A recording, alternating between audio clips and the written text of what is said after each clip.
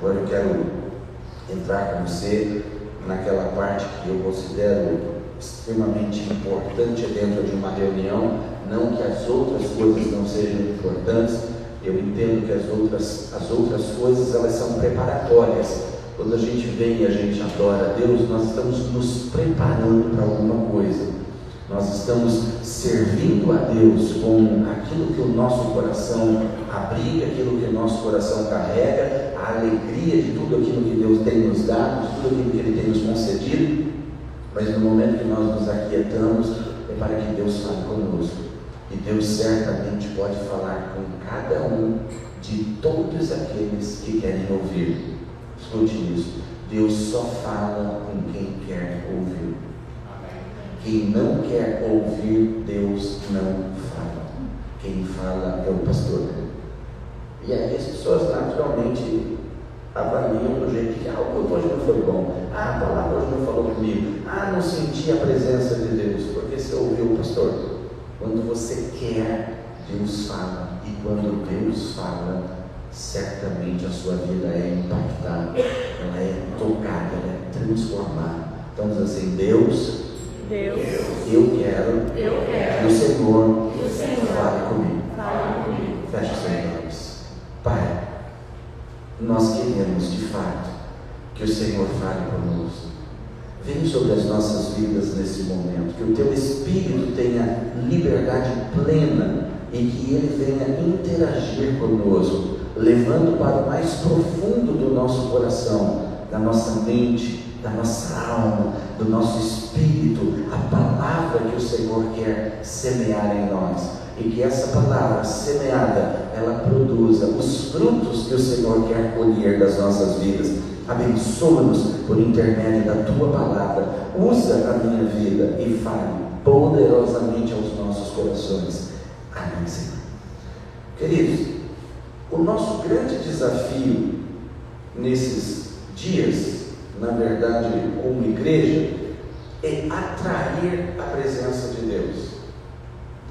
Algumas pessoas, elas acham que o desafio é frequentar a igreja, é fazer alguma coisa na obra, é desenvolver alguma atividade, é mostrar-se ativo nas atividades sociais, é manifestar o dom de Deus através do Espírito Santo, no falar em línguas, no interpretar, no curar, no operar sinais e milagres. Algumas pessoas acham que o desafio é esse, e aí as pessoas se propõem a fazer essas coisas, a buscar essas coisas. Não que isso seja errado, por favor, me entenda, isso é importante na sua vida, na vida da igreja, mas o grande desafio nosso como pessoa, como cristão, é atrair a presença de Deus, é relacionar-se com essa presença gloriosa e soberana. Esse é o nosso grande desafio, até porque todas as outras coisas nós podemos fazer, e geralmente fazemos num âmbito coletivo, quando nós estamos entre pessoas, quando nós estamos em lugares, na presença de outros. Então nós manifestamos essas coisas que muitas vezes achamos que é fundamental para nós, na nossa vida, no nosso viver cristão. Mas atrair a presença de Deus é algo que nós fazemos na nossa particularidade principalmente. Podemos atrair a presença de Deus no âmbito coletivo? Sim, claro que podemos, mas também podemos fazê-lo no nosso quarto, às portas fechadas, na nossa particularidade, no lugar onde nós nos encontramos sozinhos. Ali é o lugar onde nós também podemos atrair a presença de Deus. A grande questão é a maneira como muitas vezes nós estamos tentando atrair a presença de Deus. Para eu ajustar melhor o que eu quero falar com você, eu preciso contar uma história para você de um contexto bíblico. Para a gente começar, eu queria que você abrisse a sua Bíblia no livro de 1 Samuel, capítulo 7. 1 Samuel, capítulo 7. Deixa marcadinho aí, espera um instante, nós vamos ler daqui a pouquinho. Eu preciso narrar o que está acontecendo antes desse episódio. Eu quero levar você para a história bíblica, apenas uma porçãozinha aqui. O tempo que nós estamos aqui, ou que nós vamos abordar aqui, é um tempo que vai acontecer a transição dos juízes para a monarquia. Por um período de tempo, Deus administrou o povo de Israel através de juízes. E depois dos juízes se levantam os reis. O último juiz que Deus levanta sobre a nação de Israel é um homem chamado Samuel. No caso aqui, o escritor do livro, né? Samuel, ele vem para trazer a presença de Deus, para manifestar a presença de Deus, para fazer com que Deus se torne conhecido no meio da nação. Através de Samuel, a presença de Deus operava no meio do povo. Então, quando as pessoas olhavam para Samuel, no caso esses homens a quem Deus escolhia para governar, para administrar, para direcionar a nação, olha que interessante, Deus sempre escolheu homens para governar. Quando Deus escolhia os homens para governar, a nação, ela literalmente passava por mudanças em que a presença de Deus se tornava algo forte no meio da nação. Isso era a maneira como Deus literalmente administrava o seu povo. Eu já estou quase voltando para aquilo que eu falei lá no começo, né? A questão de nação, de liderança, mas não é isso que eu quero falar. Eu preciso me focar exatamente naquilo que Deus tem para a nossa vida aqui nessa manhã. Você já entendeu a ideia a importância de Deus estar à frente de uma nação, de governar uma nação? Mas aqui Deus, através de Samuel, ele literalmente manifestava-se no meio dessa nação. Quem era o sumo sacerdote nessa ocasião, nessa época? Um homem chamado Eli. E ele tinha 2 filhos que exerciam o sacerdócio também. Esses 2 filhos eram Hofni e Finéias. 2 homens extremamente malignos no que diz respeito à vontade de Deus. Eles eram contraditórios àquilo que Deus queria. Eles faziam sempre o que o coração carnal deles impulsionava eles a fazer. Eram homens que não valorizavam a palavra de Deus, não valorizavam os princípios de Deus. Eram homens que literalmente desviavam o povo da presença de Deus. Esses 2, Hofni e Finéias. E Eli, na qualidade de sumo sacerdote, ele tolerava os seus filhos. Quando Samuel entra em cena, ainda criança, Deus fala com Samuel, e Deus anuncia através de Samuel o final do governo, o final do sacerdócio através da vida de Eli, de Hofni e Finéias. E a evidência é que Hofni e Finéias morreriam no mesmo dia. Essa foi uma das direções que Deus deu para Samuel, e Samuel vai reportar isso a Eli. Ele vai compartilhar isso com Eli. Dentro de todo esse contexto histórico, tinha algo interessante, que era uma coisinha chamada a Arca da Aliança. O que a Arca da Aliança representava? O que a Arca da Aliança significava? A Arca da Aliança era uma espécie de personificação do próprio Deus, ou seja, era um objeto que Deus escolheu para que através desse objeto ele pudesse interagir com uma nação. Então a presença de Deus se manifestava ali. Deus falava com o homem através daquele objeto, através daquela arca, através daquele... Eu vou colocar de um jeito simples, vai parecer até menosprezando, mas é só para que você entenda. Era um caixote de madeira revestido de ouro.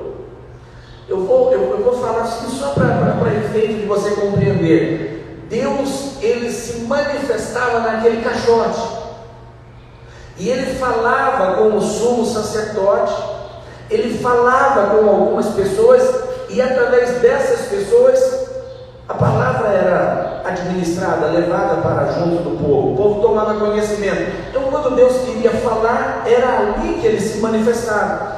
Então a Arca da Aliança, ela sim, dentro de um contexto de nação, eles entendiam que era a personificação de Deus. Deus se manifestava ali, Deus se apresentava ali, Deus ele operava ali. Então aquela arca tinha mais ou menos a impressão de ali estava Deus. Aonde a arca estava, Deus estava ali. Então o povo, de uma certa forma, valorizava muito a presença da arca. Aonde a arca estava, havia um temor, um respeito, uma confiança de que Deus estava naquele lugar. E aí acontece uma coisa interessante: por causa da má atuação de Eli, Hofni e Finéias, o povo vai entrar numa situação de decadência, de ruína. E aí o que acontece é que Deus permite que uma outra nação, no caso a nação dos filisteus, se levante contra a nação de Israel. E acontece uma batalha entre os filisteus e o povo de Israel. Mas o povo de Israel, ele era assim um tanto presunçoso. Isso, a presunção, a autoconfiança, era algo que crescia com muita facilidade. Na medida que Deus ia dando algumas vitórias para o povo meio que ia gerando aquela confiança em si mesmo. Embora fosse Deus que estivesse operando, mas o povo ia meio que desenvolvendo uma autoconfiança em si mesmo. A força do nosso braço, a nossa capacidade, a nossa condição bélica, o nosso exército, nós podemos fazer. E nessa condição, era mais ou menos assim: o povo estava lá com os filisteus no campo de batalha, os filisteus lá, o povo de Israel aqui, e o povo meio que autoconfiante. Uma coisa muito interessante que nos ajuda a entender essa ideia de como atrair a presença de Deus, porque às vezes nós temos, em alguns momentos da nossa busca, uma presença operante de Deus, aquela coisa onde veio aquebrantamento na nossa vida, porque o primeiro impacto da presença na nossa vida é uma coisa chamada aquebrantamento. O que é um aquebrantamento? Aquebrantamento é uma consciência de quem você é, qual é o seu estado momentâneo, o quanto você precisa de Deus. O aquebrantamento traz a consciência de pecado, erro, a consciência de como você está, e essa consciência, ela irrompe em você através de choro. Então a gente tem aquela sensação, por conta do choro, do aquebrantamento, da presença de Deus ao nosso redor, tocando as nossas vidas. Isso é muito gostoso, mas esse é o primeiro momento. Sempre que Deus vai se aproximar de uma pessoa, a primeira coisa que vai acontecer é a consciência do erro, do pecado, a fim de que a pessoa literalmente peça perdão, se limpe, para que Deus possa se aproximar mais intensamente, para que Ele possa fazer mais na vida daquela pessoa, para que Ele possa operar mais intensamente na vida daquela pessoa. Escute, aquebrantamento é o começo, é aquilo que vai acontecer inicialmente. O problema é que às vezes as pessoas, quando passam por um momento de aquebrantamento, elas se sentem diferentes. Natural sentir-se diferente quando nós somos quebrantados, é natural. A questão é quando essa diferença se torna o suficiente. O problema é quando essa diferença se torna o ápice, o melhor do que Deus poderia fazer na nossa vida.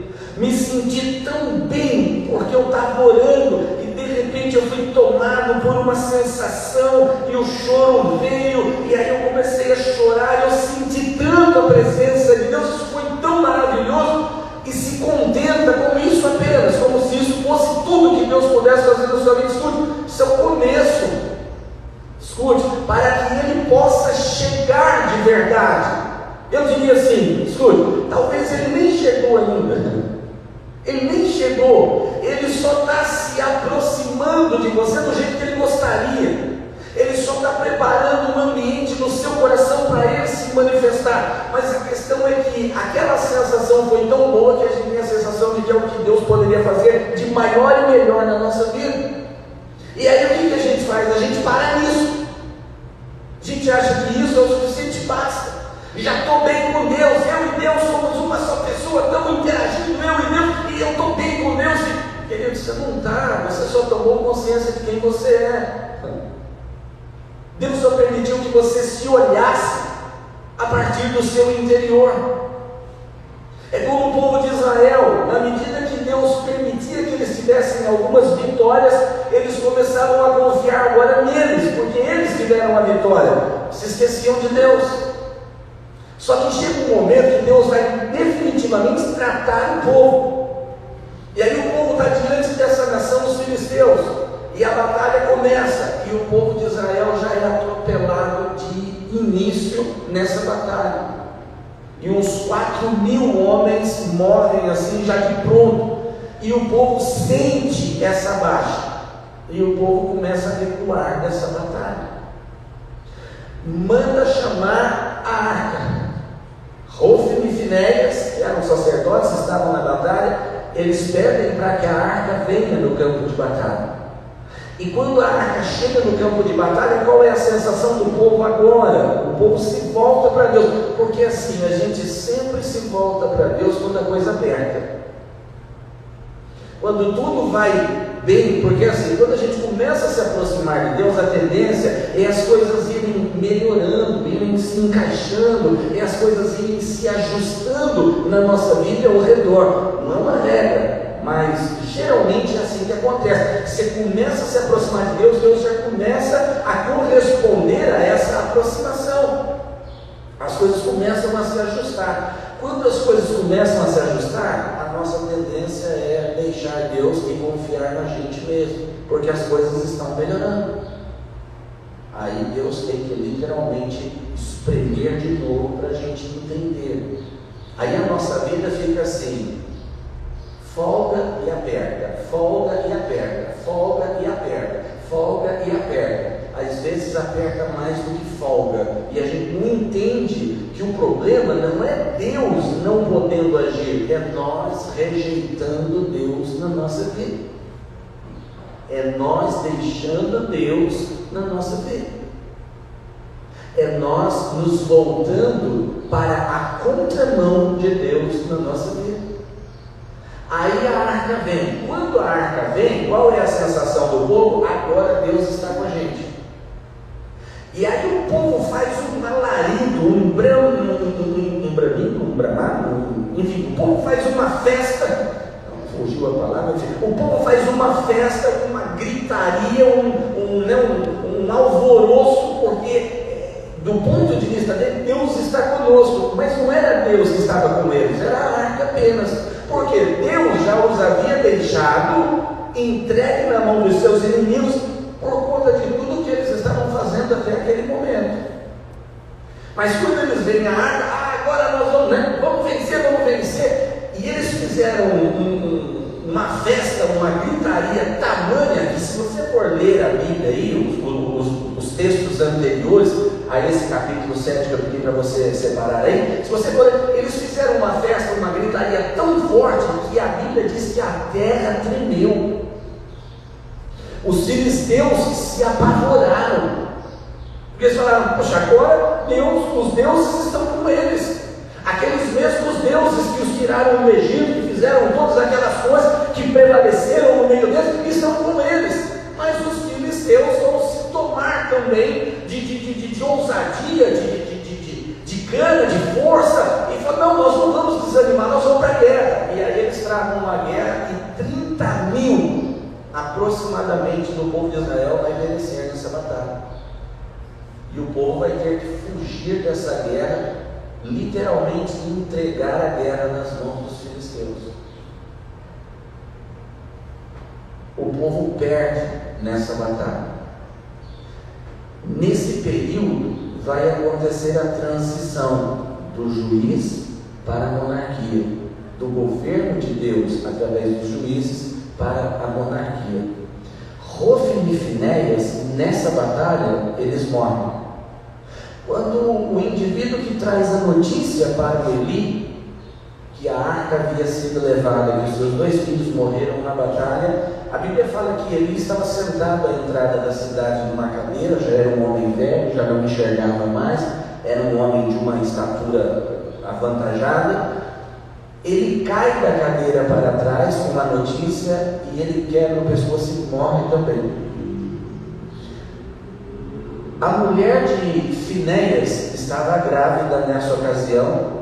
Quando a notícia chega a ela de que o marido, o sogro, havia morrido e a arca da presença do Senhor havia sido levada pelos filisteus. A Bíblia diz que ela estava grávida, ela encurva-se e ela dá a luz. E quando nasce o filho dela, as pessoas falam: olha, você teve um homem. E a única coisa que ela diz é: a glória do Senhor se foi de sobre Israel. O nome do menino que nasceu naquela ocasião é Icabô, que significa a glória do Senhor, ou a glória de Israel se foi. Um episódio que literalmente marcou algo dramático na história de Israel. Mas o pior de tudo foi a arca de Deus ter sido levada. Os inimigos conseguiram arrebatar a presença de Deus no meio do povo. Deixa eu dizer algo para você, querido. É tudo o que o diabo quer fazer nas nossas vidas: arrebatar de sobre você a presença de Deus, arrebatar, tirar de você a presença de Deus. A questão é que às vezes a gente não se dá conta da maneira como o diabo pode fazer isso. A gente acha que ele vai tirar a gente da igreja, que ele vai fazer coisas assim terríveis, que literalmente a presença de Deus não vai vir mais, e aí a gente pensa assim: isso o diabo jamais vai fazer na minha vida, porque ir ou não à igreja é uma escolha minha, e nisso ele não pode mexer. Queridos, deixa eu dizer uma coisa para você: o diabo pode roubar a presença de Deus de você sem tirar você da igreja. Esse é o cuidado que a gente deve tomar. Ele pode tirar a presença de Deus da sua vida sem tirar você da igreja. Ele pode tirar a presença de Deus da sua vida sem tirar você dos cargos, das funções que você desenvolve dentro da igreja. Você pode ter um cargo na igreja, uma função na igreja, mas não ter mais a presença de Deus na sua vida. E esse é o cuidado, porque lembra, o nosso desafio é atrair a presença de Deus. Eu diria assim: nós somos como que arcas do Senhor no nosso tempo. Nós carregamos a presença de Deus. As pessoas que não conhecem a Deus podem vir a conhecer Deus através da nossa vida. A maneira como nós agimos, como nós reagimos, a forma como nós estamos nos relacionando com as coisas ao nosso redor, com as pessoas ao nosso redor, as pessoas podem vir a conhecer Deus através de nós. Então nós somos, vamos pensar assim, recipientes que carregam a presença de Deus. Como Deus escolheu manifestar-se no meio da nação através da arca, Ele hoje escolheu manifestar-se no mundo através das nossas vidas. E assim como o diabo queria de todas as formas arrebatar aquilo que parecia ser o que carregava a presença de Deus no meio da nação, hoje o diabo está querendo fazer a mesma coisa. Só que o diabo entende coisas que nós muitas vezes não entendemos com relação à presença de Deus. Até porque o diabo sabe quem carrega e quem não carrega a presença de Deus.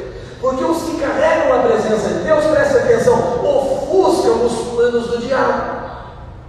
Mas os que não carregam a presença de Deus, eles contribuem para o plano do diabo. Acho que você não entendeu o que eu quis dizer.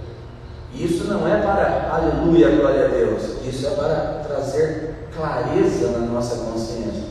Os que carregam a presença de Deus, eles ofuscam o plano do diabo. Aleluia, glória a Deus.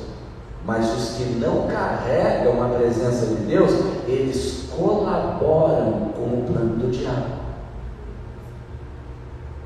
E aí eu preciso pensar um pouco: eu contribuo para os planos de quem?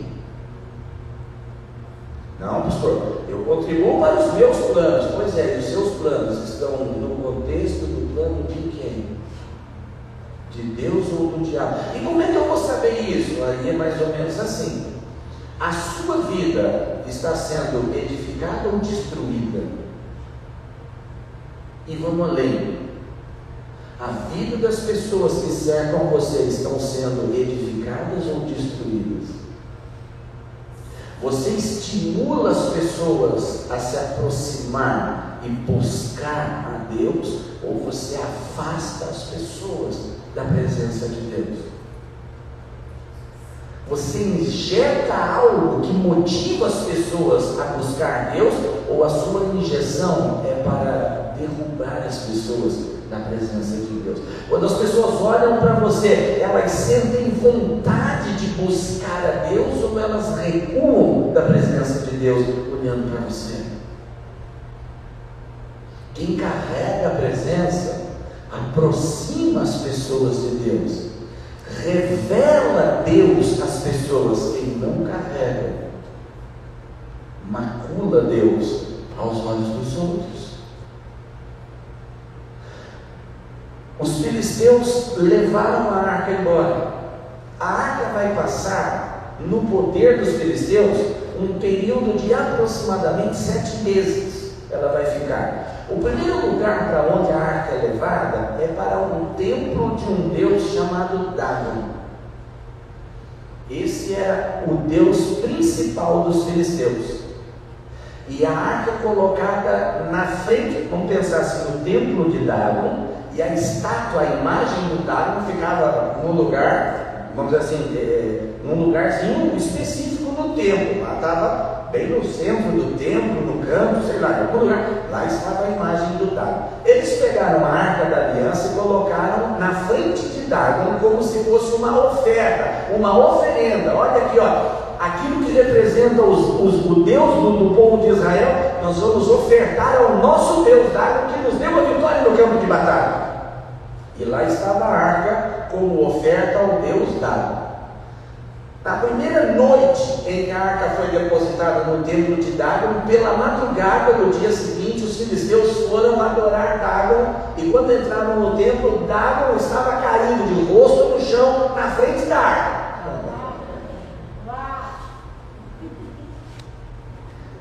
Eu imagino que eles estranharam isso, mas tudo bem, vamos colocar o nosso Deus de pé de novo, porque afinal de contas, o nosso Deus nos deu o Deus dos hebreus.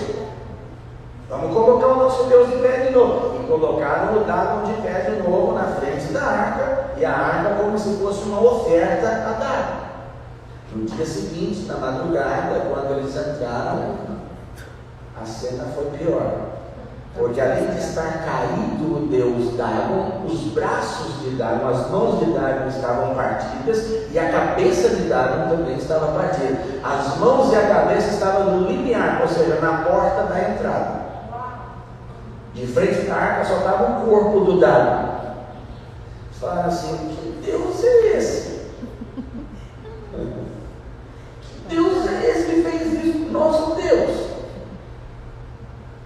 Eu entendo que partir a cabeça, porque assim, podia quebrar no meio a imagem, né? Não, mas quebrou a cabeça e quebrou as mãos. Mãos tem a ver com atividade, realizações, feitos, e cabeça tem a ver com autoridade. Deus acabou com a autoridade com os feitos do Deus dos filisteus. Isso significa que Deus é maior. Escute o que eu vou dizer. O Deus que você se propôs servir é maior do que qualquer outro Deus que você pode imaginar. Escute o que eu vou dizer. Ele é autossuficiente. Ele não precisa de ninguém por ele. Ele sozinho faz o que ele quer fazer. Agora, ainda que ele seja autossuficiente, sozinho ele pode fazer o que ele quer fazer, escute, ele escolheu fazer isso através de pessoas. Ele escolheu fazer o que ele quer fazer através de você. Mas para isso é necessário que você aprenda a valorizar a presença dele, porque quando você não valoriza a presença dele, ele sai. Por uma razão muito óbvia, ele é educado. Ele sabe se posicionar aonde ele é bem-vindo. E aonde ele não é bem-vindo, ele sabe se retirar. A questão é que ser bem-vindo ou não na sua vida não depende dele. Depende de você. É como convidar alguém para ir na sua casa. Você convida uma pessoa para ir na sua casa e está em seu poder receber bem ou mal aquela pessoa. Mas pastor, é complicado quando as pessoas vêm sem ser convidadas. Ainda assim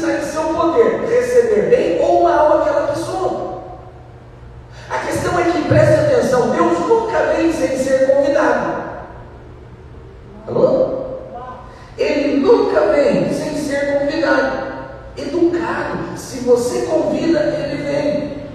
Se você não convida, ele não vem. Como diz Apocalipse, eu estou à porta e eu bato. Se você abrir, eu entro. Se não, eu fico do lado de fora.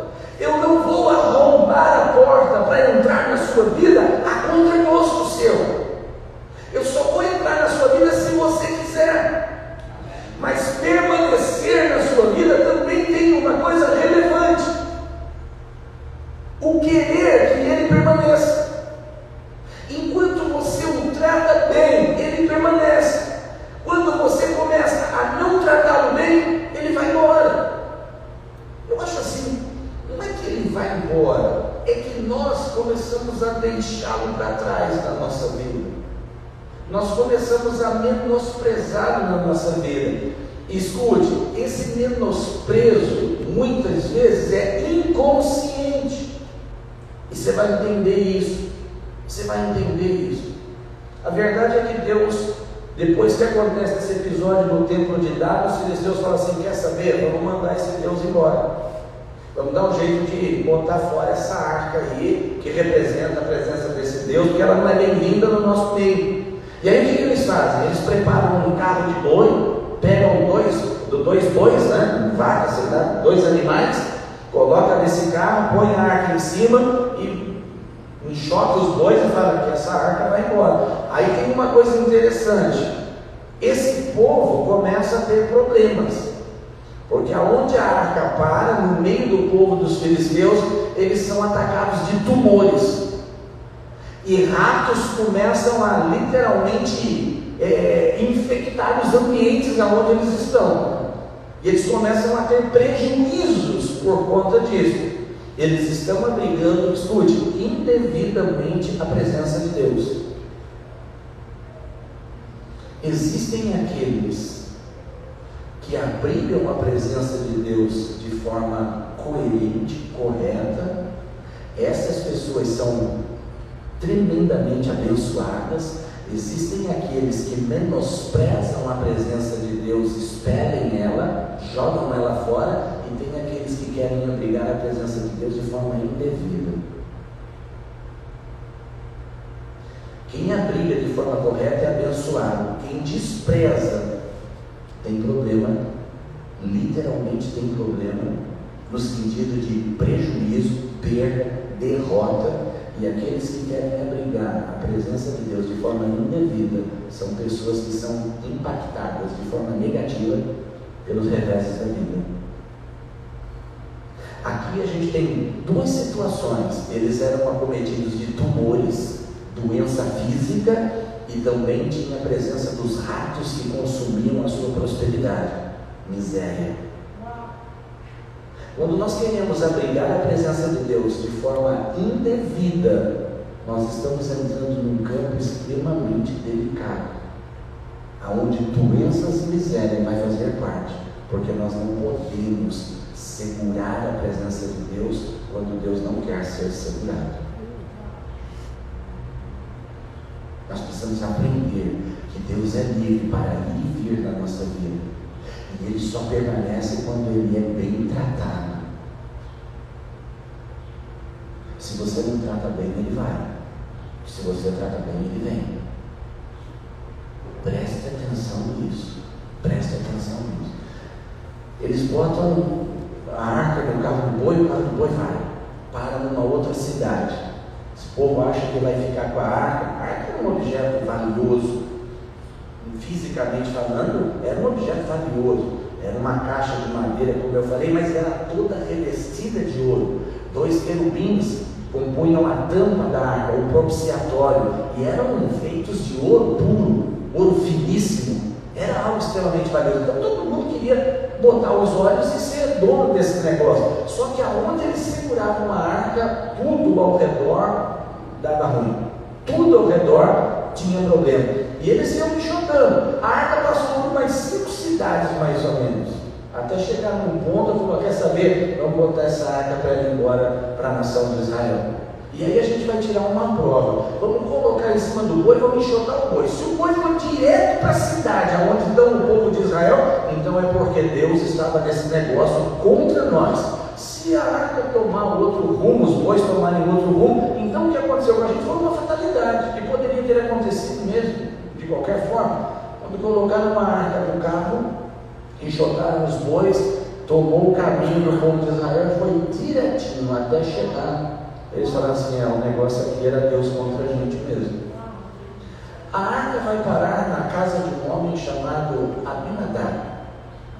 E a Bíblia vai dizer, você quer ver? Capítulo 7, versículo 20. Estamos chegando no ponto onde eu preciso aqui. Diz assim, versículo 1: Então vieram os homens de Quiriat-Jearim e levaram a arca do Senhor à casa de Abinadab no outeiro, e consagraram Eleazar, seu filho, para que guardasse a arca do Senhor. Abinadab tinha 3 filhos. Um era chamado Eleazar, outro era chamado Uzá e o outro era chamado Aiô. 3 filhos. O Eleazar, ele vai ser separado para cuidar da arca. Isso quer dizer, o povo de Israel sabia, conhecia os critérios relacionados à arca. O povo de Israel conhecia, então sabia que a arca não era um objeto que deveria ser tratado de qualquer maneira. Por quê? Porque representava a presença de Deus. Então ela vai ficar na casa do Abinadab. Vamos separar uma pessoa para cuidar da arca, da maneira como a arca precisa ser cuidada, ela precisa ser mantida. Ela precisa ser literalmente tratada da maneira correta. E o Eleazar vai ser o responsável por isso. É interessante que nem o Abinadab, nem o Uzá, nem o Aiô foram os escolhidos para cuidar da arca, mas o Eleazar, ele vai cuidar da arca. A arca vai permanecer na casa de Abinadab um período de 20 anos. 20 anos. É uma vida. É uma vida. 20 anos é uma vida. Tanta coisa se faz em 20 anos. Dá para se desenvolver um relacionamento de afinidade com uma pessoa de 20 anos assim, intensamente, num período de 20 anos. Eu tenho 30 anos de casado. A Ivete me conhece só de olhar. Com 30 anos de casado, ela desenvolveu a habilidade de olhar para mim e mais ou menos saber o que está acontecendo comigo. Eu estou pensando se eu estou bem, se eu não estou, mesmo quando eu quero disfarçar. Ela olha para mim e já faz a leitura em 30 anos, mas em 20 anos ela já tinha essa capacidade. Eu também olho para ela, não tanto quanto ela, mas eu consigo perceber muita coisa, olhando para ela apenas. Alegria, tristeza, enfim, muita coisa a gente consegue perceber, mesmo quando existe aquela ideia de vou disfarçar o que eu estou sentindo. Não dá para disfarçar. Em 20 anos desenvolve-se uma afinidade muito grande. O problema é que às vezes esse nível de afinidade desenvolvido em 20 anos traz para o âmbito da familiaridade. Sabe aquela coisa onde já não tem mais o mesmo respeito? Quando começa um relacionamento, é todo um cuidado, a maneira como você vai se apresentar para aquela pessoa, porque é a impressão que vai marcar a vida daquela pessoa sobre você. Então é todo um cuidado no jeito de falar, as coisas que você fala, é um cuidado no comportamento, né? A menina sempre que vai encontrar o rapaz, aquele trato no cabelo, aquele perfuminho, a melhor roupa do guarda-roupa, é a impressão, é a forma de o rapaz também tomar banho para encontrar a menina, é impressionar. Não quero chegar lá todo mulambento, fedido, maltrapilho. Eu quero impressionar essa menina, eu quero trazê-la para perto. Então comece assim, depois de um tempo. Aí já vai com bafo, já vai sujo, já vai relaxado, já está familiarizado, né? Já está familiarizado, aí já não tem mais aquela mesma educação, já faz coisa que não deveria fazer, já faz coisa que não deveria fazer, por causa da familiaridade. A familiaridade tem um lado positivo, ela permite que o nível de relacionamento, ele literalmente galgue, ele suba degraus, ele aumente. Mas a liberdade que se conquista nesse tipo de relacionamento também faz com que coisas não muito boas sejam feitas, como se fosse normal, né? Como se fosse normal. E aí a gente precisa tomar cuidado, porque relacionamentos entre pessoas, tudo bem, é tolerável, é aceito, às vezes até se torna, né, é brincadeira, se torna engraçado no relacionamento entre as pessoas. Mas a gente precisa entender que Deus não é pessoa comum, como eu e você. Deus é Deus, né? É o multicombo. É o que há de... Ninguém entendeu o multicombo porque foi a administração da Vitória ontem, né? É o que há de melhor, que a gente pode idealizar, sonhar, pensar, imaginar. É o que há de melhor. Deus é a plenitude daquilo que é perfeito, daquilo que é bom. Então ele não é uma pessoa comum. Eu diria assim, existem pessoas com as quais nós desenvolvemos níveis de relacionamento que nos permite fazer coisas que não é legal, né? Por exemplo, 20 anos de relacionamento já tem aquela ideia de posse. É meu marido, é minha esposa, porque não é possível que 20 anos de namoro.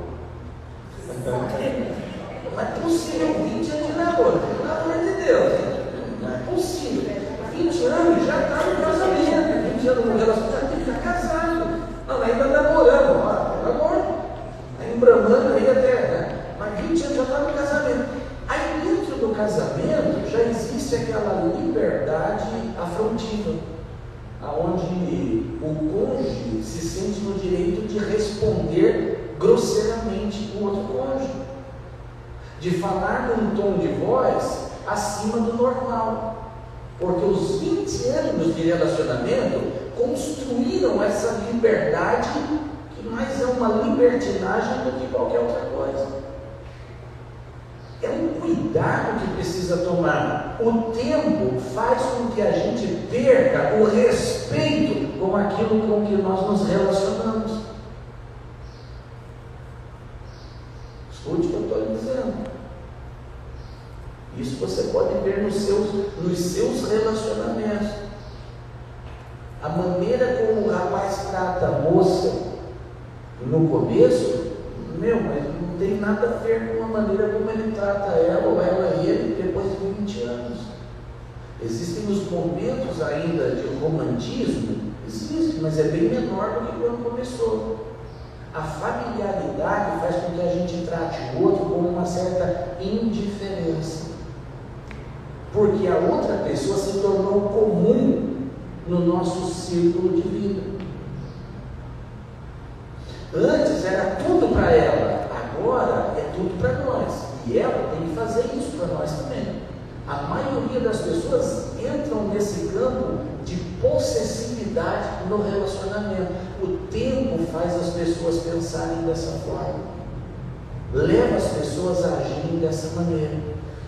20 anos da arca na casa de Abinadab, a maneira como eles receberam a arca quando ela chegou, eu fico imaginando, a arca vai ficar na nossa casa, a presença de Deus na nossa casa. Que privilégio, que honra a nossa ter a arca na nossa casa. A arca era um imóvel que no tabernáculo não podia ser vista por ninguém. Quando o transporte no tabernáculo ia acontecer, tinha uma tribo específica que entrava antes, desmontava e cobria a arca, para que nenhum olho pudesse olhar para ela. Era algo assim, ímpar. A arca era algo ímpar. O cuidado que se tinha com ela era algo ímpar. Nessa ocasião, a arca estava descoberta aos olhos de todo mundo. Imagina, uma coisa que ninguém podia ver agora aos olhos de todo mundo, que mais vai ficar na casa do Abinadab. Imagina, na sua casa. A arca que representa a presença de Deus vai ficar na sua casa. Algo que ninguém podia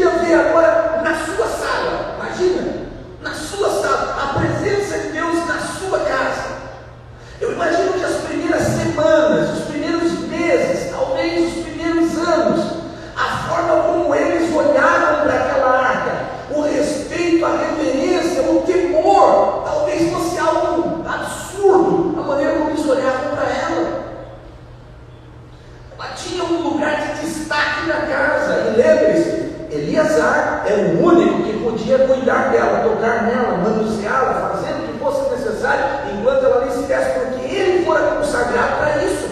Nenhum outro podia, só ele. Mas 20 anos, todo dia eu passo e vejo ela. Os primeiros dias, talvez até não sei, né? Imagino.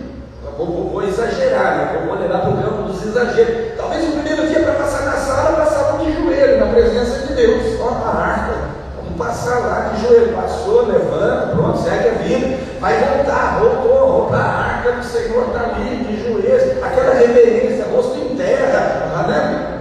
A arca, a presença. Mas espera aí, 1 ano, 2 anos, 3 anos, 4 anos, 5 anos.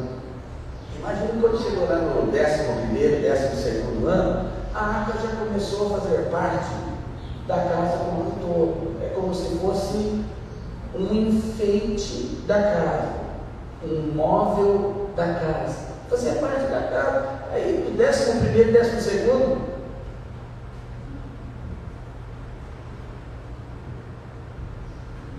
quinto, 16º, a arca lá.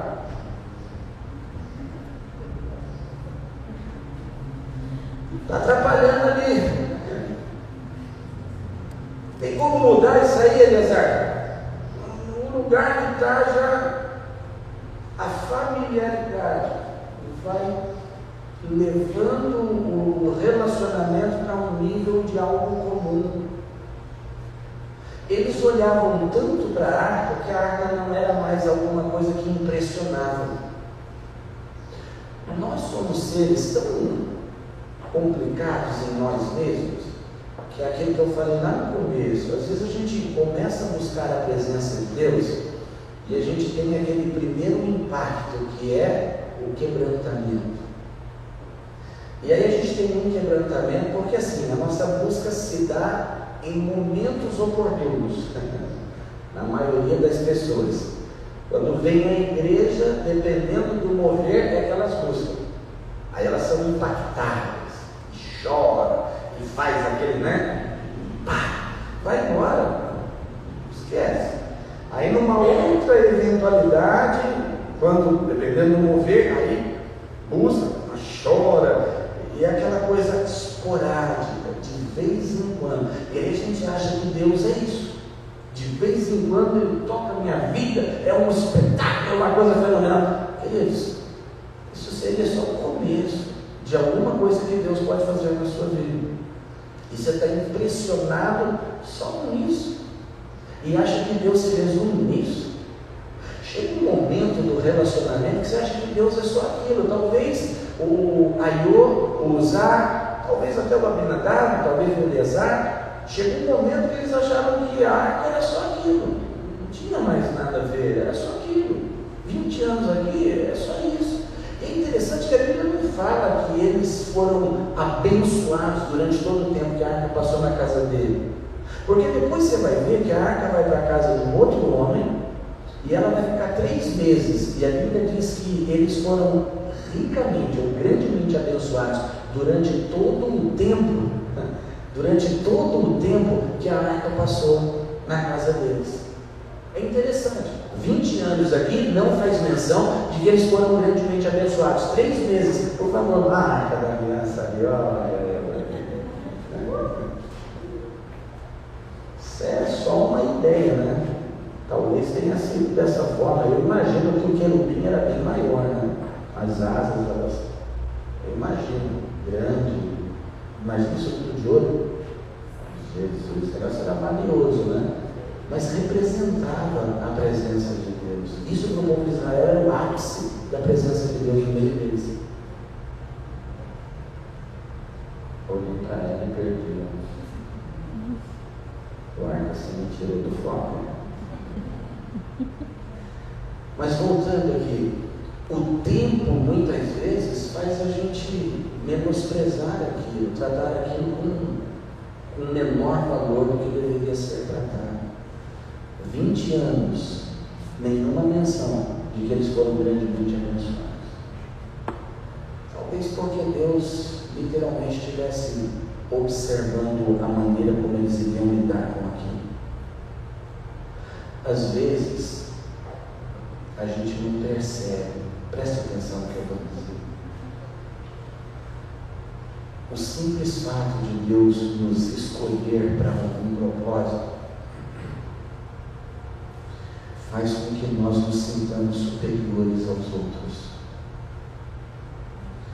E esse já é um meio através do qual o diabo está roubando a presença de Deus da sua vida. Quando você acha que você é melhor porque você tem um chamado. Quando você acha que você é superior porque Deus usa você de alguma forma.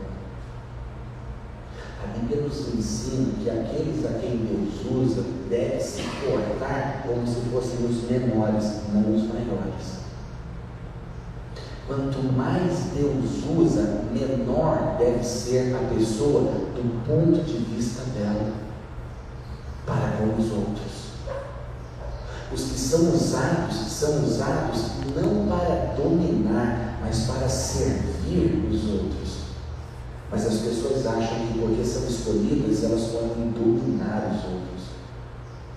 Os outros devem olhar para elas como se elas fossem ver. Talvez a família, só uma suposição, tá bom? Talvez a família do Abinadab, eles talvez tivessem essa impressão. A arca vai ficar na nossa casa. Talvez nós somos os melhores desse vilarejo, desse povo, desse lugar. Por isso, na nossa casa. Talvez daí a ideia de não se fazer menção de que eles foram muito abençoados. Você está entendendo, querido? Você está conseguindo acompanhar a ideia do meu raciocínio? Nós não somos melhores porque Deus nos usa. Nós não somos maiores porque Deus nos usa. Nós não temos nada além pelo fato de Deus nos usar. Porque é mais ou menos assim: é Deus em mim. Se tirar Deus de mim, o que é que sobra? Nada. Se tirar Deus de mim, não sobra nada. Quer dizer, sobra um monte de porcaria. Um monte de porcaria. É o que sobra se tirar Ele de mim. Chega um momento que a arca vai ser transportada da casa do Abinadab. Se você abrir em 2 Samuel capítulo 6, mais ou menos uns 20 anos se passaram aí, ó. Do capítulo 7 de 1 Samuel para o capítulo 6 de 2 Samuel, mais ou menos uns 20 anos se passaram. Na verdade, mais de 20 anos se passaram aí, né? Quando chega no capítulo 6, Davi agora é rei, e é o segundo rei de Israel. Quando Samuel sai de cena, Saul entra como rei, fica por um tempo, e aí Saul literalmente é desprezado como rei, porque faz tudo errado, e aí o Davi é colocado como rei. Diferente do Saul, Davi valoriza a presença de Deus. Então o que Davi quer fazer? Trazer a arca para um lugar onde todo o povo possa adorar a Deus. Saul nunca deu importância para isso. Então Davi fala: vamos pegar a arca de lá e vamos trazer a arca para cá. Onde está a arca? Na casa do Abinadab. Vamos trazer de lá da casa do Abinadab. Só que eles fizeram isso movidos por um impulso, que é muitas vezes a forma como nós fazemos. Nós somos movidos por impulso, aquilo que eu falei, no culto só. A gente só valoriza no momento. Nos outros a gente não dá muita importância. E no momento vai ou não vai. A questão é que a presença de Deus é algo que nós precisamos cultivar o tempo todo. Não de vez em quando, não nos momentos que parecem favoráveis, mas o tempo todo. Se é na igreja, muito bem, vamos valorizar a presença de Deus na igreja e vamos buscar a presença de Deus na igreja. Se não é na igreja, é na minha casa, na rua, no trabalho, na escola, aonde quer que eu esteja, eu preciso valorizar a presença de Deus e buscar a presença de Deus para a minha vida. Eu preciso ter essa consciência de que a presença de Deus é importante demais. Eu preciso valorizar. Sabe, se a gente colocasse na presença de Deus a mesma ideia que colocamos no dinheiro, você já parou para pensar como você busca dinheiro na sua vida? Que 30 dias do mês você emprega buscando dinheiro? 8 horas cada dia, em média. 8 horas cada dia em média, alguns mais, outros menos. Mas você gasta um período considerável da sua vida correndo atrás de dinheiro, mas pastor, se não tiver dinheiro eu não vivo. E mostrar para mim que é sem Deus?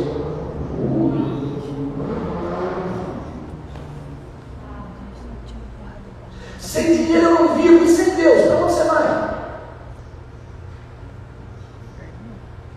Mas você passa tanto tempo da sua vida correndo atrás de dinheiro, se esforçando, trabalhando, acordar cedo. Quem gosta de acordar cedo aqui? 2, 3, a maioria não gosta de acordar cedo, mas quem acorda cedo para ir trabalhar? Todo mundo que trabalha acorda cedo, mesmo não gostando, acorda cedo. Mas quem vem para a igreja cansado? Não responde. Mas quem vai trabalhar cansado? Quem vai trabalhar doente? Quem vem para a igreja doente? Você está entendendo a ideia? Que a gente não percebe a forma como o diabo está roubando a presença de Deus da nossa vida? Porque nós começamos a tratar a presença de Deus como uma coisa comum, normal, um objeto normal. Tratamos a qualquer hora eu posso buscar Deus. Pois é, por que não busca? Por que você separa horas para buscar a presença de Deus? 2 cultos por semana, e nem estamos presentes em todos eles. 2 cultos por semana, 2 horas e meia, 3 horas de culto. A semana tem 7 dias. O que fazemos com todo esse tempo em que nós não estamos na igreja? Em que momento você busca Deus além daqui? Não tenho tempo, pastor. Não, porque você está correndo atrás de dinheiro. Porque por dinheiro você faz tudo. Mas por Deus, quando dá. Você percebe que é só uma arca, é só um móvel, é só um objeto. Cara, depois dessa, assim, não importa. Se eu estiver doente, tiver capacidade de trabalhar, eu também vou para a igreja. Se eu estiver cansado e ainda assim eu tiver condição de trabalhar, eu também vou para a igreja, só de desaforo, só de raiva, para mostrar para mim quem é que eu sou e o que é que eu tenho que fazer. Quem me domina sou eu. Então eu não vou mais tolerar que eu faça essa sabotagem comigo. Que por causa de dinheiro eu vou trabalhar doente, eu saio de madrugada, eu chego tarde da noite, eu faço tudo que eu tenho que fazer por dinheiro, mas por Deus eu não tenho a mesma disposição de fazer. Ora, se o Deus é maior e melhor do que o seu trabalho e o seu dinheiro, ou ele não é nada para você, é apenas um móvel no canto da sala. O que ele é para você? Eu entendo que o Eliabe, o Uzá, o Aiô começaram a tratar a arca com indiferença nesses 20 anos. Mas tudo bem, agora chegou a hora da arca partir. Dá uma olhada no que vai acontecer. Capítulo 6 aí, por favor. Vamos lá, capítulo 6, 2 Samuel. Vamos lá. Tornou Davi a juntar todos os escolhidos de Israel em número de 30.000. Dispôs-se que, com todo o povo que tinha consigo, partiu para Baalá. O que ele deveria fazer? Você está colocando sobre os outros a responsabilidade que Deus deu para você. Hoje eu não vou cantar. É o outro que vai fazer o que você deveria fazer. Hoje eu não vou na igreja. É o outro que vai adorar a Deus no lugar em que você deveria adorar. E quando isso acontece, escute, vai dar ruim. Não vai prestar. Porque isso vai trazer a ira de Deus. Poxa, mas Deus se ira quando ele é tratado de forma indevida. Ele se ira ainda hoje. Mas não dá graça. A graça não inibe a ira de Deus quando ele é maltratado. Escute, nós muitas vezes maltratamos Deus através do nosso comportamento, através das nossas ações e das nossas reações. Nós maltratamos Deus. Mas Deus se permite ser maltratado por um tempo, para ver até onde vai a sua insistência no caminho errado. Deus te dá liberdade. É mais ou menos assim, quando você faz a coisa certa, Deus te dá liberdade de continuar fazendo a coisa certa. Mas quando você se propõe a fazer a coisa errada, Deus te dá liberdade para ver até onde você vai no erro. Te deixa ali. Se você for ler Romanos capítulo 1, você vai ver que é bem assim mesmo. Deus entrega ao indivíduo as suas próprias paixões. Vai, anda ver. Até um momento onde ele fala assim, basta, agora já era. Queridos, não espere chegar nesse momento. Não espere. Mude a forma como está acontecendo. Eles não prestaram atenção em alguns critérios com relação a como deveria ser tratada a arca de Deus. Eles não prestaram atenção. Como que deveria ser tratada? Lá em Números capítulo 4, se você voltar lá, tinha uma tribo de Israel e uma família especificamente, que deveria ser os que conduziriam a arca. Quando a arca ia ser transportada na mudança, então o que eles faziam? Essa família, se não me falha a memória, dos coatitas, bom, enfim, é uma das famílias dos filhos de Asaf. Essa família era a família que deveria transportar, era a família de levitas. E como deveria ser transportada a arca? No ombro desses homens. Era assim que se transportava a arca, no ombro. Ela deveria ser carregada por pessoas. É como hoje, a presença de Deus é carregada por pessoas. Só que o que eles fizeram? Vamos facilitar esse transporte. Vamos fazer como fizeram os filisteus. Ai, que coisa boa! Os filisteus transportaram a arca de lá para cá de que maneira? Puseram um carro de boi. Façamos um carro de boi novinho, afinal de contas, Deus merece o melhor. Vamos pegar aqui animais que nunca foram usados para nada, específicos para essa finalidade. Vamos dar o melhor para Deus. Cuidado com o seu melhor. Porque se o seu melhor não for como Deus quer, então ele é o pior.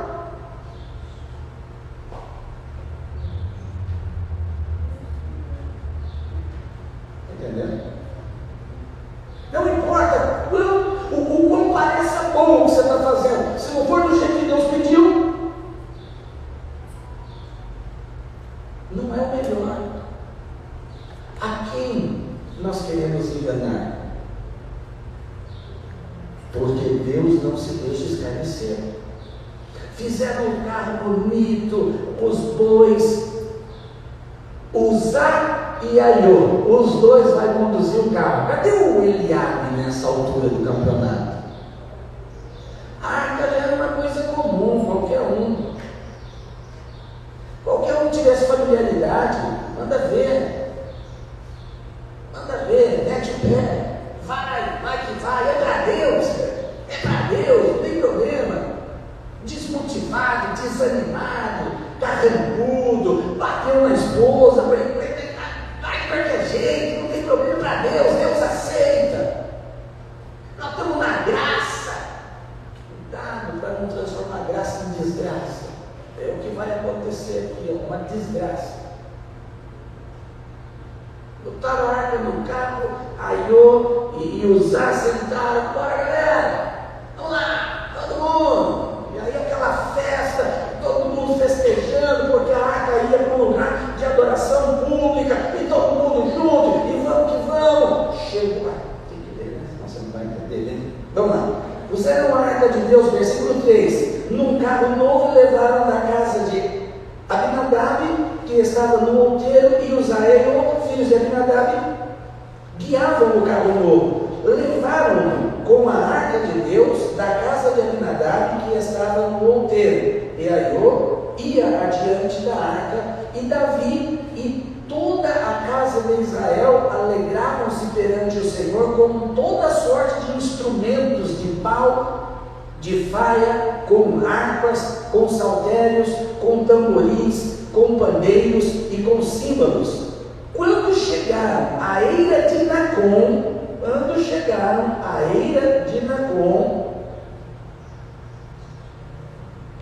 estendeu Uzá a mão à arca de Deus e a segurou, porque os bois tropeçaram. Eu acho que qualquer pessoa faria, talvez pela familiaridade, porque às vezes a gente se familiariza tanto que a gente não se preocupa com o histórico da coisa. Deus nunca precisou de nenhum ser humano para absolutamente nada, inclusive para trazer a arca das mãos dos filisteus para dentro de Israel. Nenhum homem foi convocado para isso. Deus fez isso sozinho. Deus fez isso sozinho. Agora o carro está lá, o carro de boi andando, Uzá e Aiô em cima do carro de boi. O carro dos bois, a Bíblia diz que os bois tropeçaram, não sei se passou a roda numa pedra. A verdade é que a carroça deu aquela balançada. Quando deu aquela balançada, a impressão que se teve é que a arca ia cair. Quando a arca aparentemente sugeriu a ideia de queda, Uzá, vou segurar. Eu vou segurar a arca. Você sabe que o nome Uzá significa força? Interessante isso, né? Uzá, cujo nome significa força, vai usar de sua própria força para sustentar a presença de Deus. A força de nenhum homem é capaz de sustentar a presença de Deus. Não se engane. É a minha sabedoria, é a minha inteligência, é o meu jeitinho pessoal, é a minha beleza física, é o meu corte de cabelo, são os meus bonitos olhos, é a minha capacidade intelectual, é a minha lábia que sustenta a presença de Deus. Uzá achou que por ele ser forte, ele poderia segurar a arca. Dá uma olhada no que acontece aqui. Então a ira do Senhor, versículo 7, então a ira do Senhor se acendeu contra Uzá, e Deus o feriu ali por esta irreverência. Preste atenção. E morreu ali junto à arca de Deus. A iniciativa foi boa, a intenção foi perfeita, mas a irreverência estava presente. Às vezes a gente acha que as pessoas estão fazendo coisas maravilhosas para Deus porque tem uma aparente boa iniciativa, uma aparente boa intenção. A questão não é a iniciativa, a intenção, mas o coração. No coração de Uzá havia irreverência. Mas irreverência como? É a arca. A arca é aquele imóvel que passou 20 anos na sala da minha casa. Eu seguro, pode deixar comigo. Eu e ela temos familiaridade. Eu e ela, somos assim, unha e carne. Não tem problema eu meter a mão na arca à frente de todo mundo, para que todo mundo veja que eu seguro a arca, que eu seguro a presença. A ira de Deus se acendeu por causa da irreverência. Sempre que a gente vai fazer alguma coisa para Deus, nós precisamos sondar o nosso coração para ver se nele há temor ou se nele há irreverência. Mas eu tenho que fazer tudo para Deus com medo? Não, temor aqui não é sinônimo de medo, temor aqui é sinônimo de respeito. Se eu estou fazendo com respeito, reconhecendo para quem eu estou fazendo, porque às vezes as pessoas estão fazendo não é para Deus, é porque elas gostam daquilo que elas fazem. Então nós não podemos gostar daquilo que nós fazemos, nós temos que gostar do que nós fazemos. Mas o nosso gostar, escute isso, não deve ser o fator principal pelo qual nós estamos fazendo alguma coisa para Deus. O nosso gostar deve ser secundário. E o que é primário quando nós fazemos a coisa para Deus? Respeito, amor, dedicação. Isso deve ser primário na nossa vida. Porque quando isso for primário, escute, nada nesse mundo vai me impedir de continuar fazendo. Se alguma coisa, por alguma razão, me impede de fazer, é porque o que me motiva a fazer é só o meu prazer. E você já percebeu que prazer é uma coisa transitória? A gente tem muito prazer em comer, sim ou não? Será que eu estou no meio do povo certo?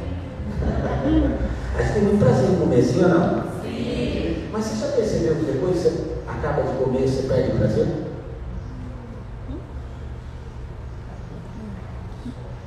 O prazer é transitório, ele vai e vem.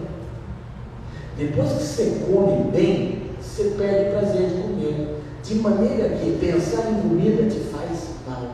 Oh, posso nem lembrar. Ai, ó, ânsia. Depois de comer, você fica assim.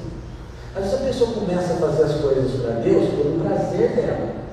Só que vai chegar um momento que ela perde o prazer. Daí ela faz por obrigação. Ela perde o prazer de continuar fazendo. Aí vira obrigação. Aí ela começa a fazer porque ela agora tem uma obrigação. Então quando ela pensa em fazer, de novo, poxa, quem dera eu tivesse uma desculpa para hoje não ter que ir fazer. A gente começa a arrumar pretextos para não fazer. Porque a gente começou a fazer não por temor, a gente começou a fazer por prazer. E quando a gente faz assim, nós estamos tratando mal a presença de Deus. Usar perde a vida pela irreverência. Sabe, eu penso que Deus não vai matar ninguém. Principalmente nos dias que nós estamos vivendo. Ninguém, vou só usar aqui um exemplo, ninguém que vai subir aqui para fazer qualquer coisa que seja, Deus vai matar. Não. Sabe por quê? Porque diferente daquela época que tudo precisava ser registrado de forma visível, notória, hoje as coisas acontecem dentro da particularidade de cada um, assim com Deus como com a gente. O grande problema é que às vezes as pessoas estão fazendo as coisas aqui, mas elas já morreram. Elas já morreram. E tem uma coisa interessante: morto nenhum glorifica a Deus. Mortos não glorificam a Deus. Como anda a presença de Deus em você? De que maneira você tem se relacionado com Deus? Eu vou ler só para finalizar a leitura aqui e ir para os finalmente. Versículo 7, só para a gente ir. Então a ira do Senhor acendeu contra Uzá, e Deus o feriu ali por esta irreverência, e morreu ali junto à arca de Deus. Desgostou-se Davi, porque o Senhor irrompera contra Uzá, e chamou aquele lugar Pérez-Uzá, até o dia de hoje. Temeu Davi ao Senhor naquele dia, e disse: como virá a mim a arca do Senhor? Então quis Davi retirar para junto de si a arca do Senhor para a cidade de Davi, mas a fez levar à casa de Obed-edom, o geteu. Ficou a arca do Senhor em casa de Obed-edom, o geteu, 3 meses, e o Senhor o abençoou a toda a sua casa. Olha que interessante. 20 anos na casa de Abinadab não tem menção, 3 meses na casa de Obed-edom, e o Senhor abençoou toda a família de Obed-edom. A presença de Deus em você abençoa ou te cansa? A presença de Deus em você abençoa ou te cansa?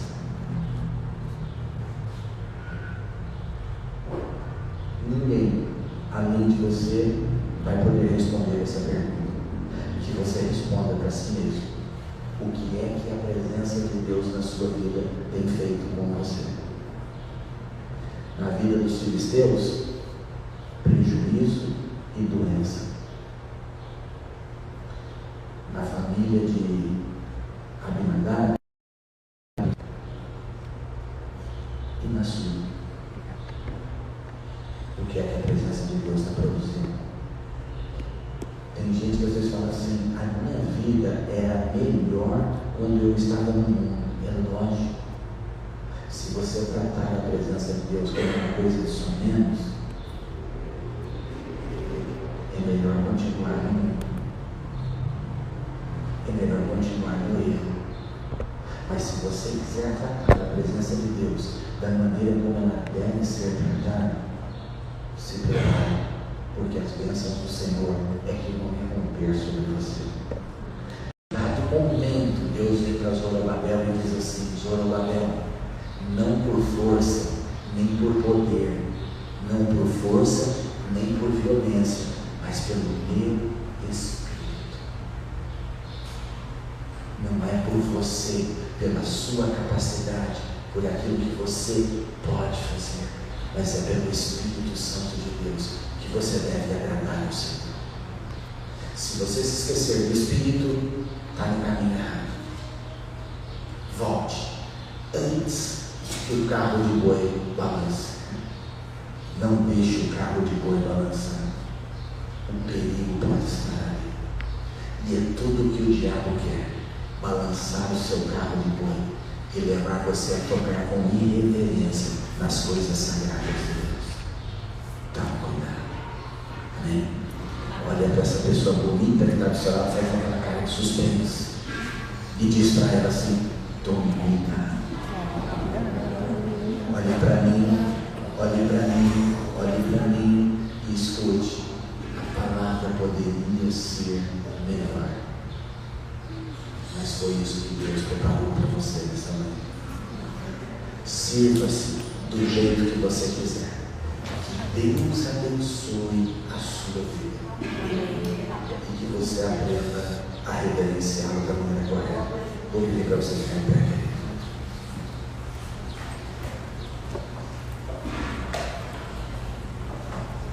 Senhor, nos ajude a não tê-lo como algo comum na nossa vida. Nos ajude. Mesmo quando o nosso relacionamento crescer, aumentar, evoluir, que eu sempre entenda quem eu sou e quem o Senhor é na minha vida. Que eu nunca te trate como uma pessoa qualquer. Por isso que Jesus fala que Ele, em nós, deve ser tratado diferente da forma como nós tratamos pai, mãe, esposo, esposa, filhos, filhas, que nós possamos tratar Deus de forma diferente. Jesus fala assim: aquele que não deixar pai e mãe, por amor de mim, não é digno de mim. Que nós possamos olhar para Ele e falar: Jesus, o Senhor é melhor que meu pai, é melhor que minha mãe, o Senhor é melhor que a minha esposa, é melhor que meu marido, o Senhor é melhor que os meus filhos. E da maneira certa eu quero te tratar. Não, Jesus, pelos meus eu te deixo. Não faça isso. Não faça isso. Feche seus olhos.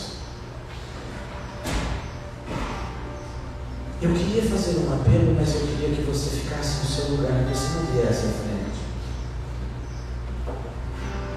O apelo que eu quero fazer para você é que você avalie como você tem tratado Deus nesses dias. O que Ele de fato representa para você, quem Ele de fato é para você. Qual é o valor que você dá a Ele e as coisas dele na sua vida. Faz essa avaliação e fala com Ele. Tem pessoas que tratam Deus como se Ele fosse um remédio. Tem pessoas que tratam Deus como se Ele fosse dinheiro. Tem pessoas que tratam Deus como se Ele fosse um psicólogo. Nunca se esqueça que Deus é Deus. Quero te agradecer, Senhor, por essa palavra. Obrigado por nos impactar, por nos confrontar com esta palavra poderosa. Obrigado, Senhor. Obrigado por nos dar essa diretriz, por permitir que a nossa semana começasse dessa maneira. Obrigado, Senhor. Obrigado. O que eu te peço, abre os olhos do entendimento dos teus filhos, que os teus filhos possam voltar-se para o Senhor da maneira correta, da maneira certa, olhar para o Senhor da forma como o Senhor deve ser olhado e agregar ao Senhor o favor que o Senhor de fato tem. Que possamos entender estas coisas pelo Teu Espírito Santo e assim ajustar a nossa vida de acordo com a Tua vontade. Pai, eu quero Te agradecer por isso, no nome de Jesus Cristo.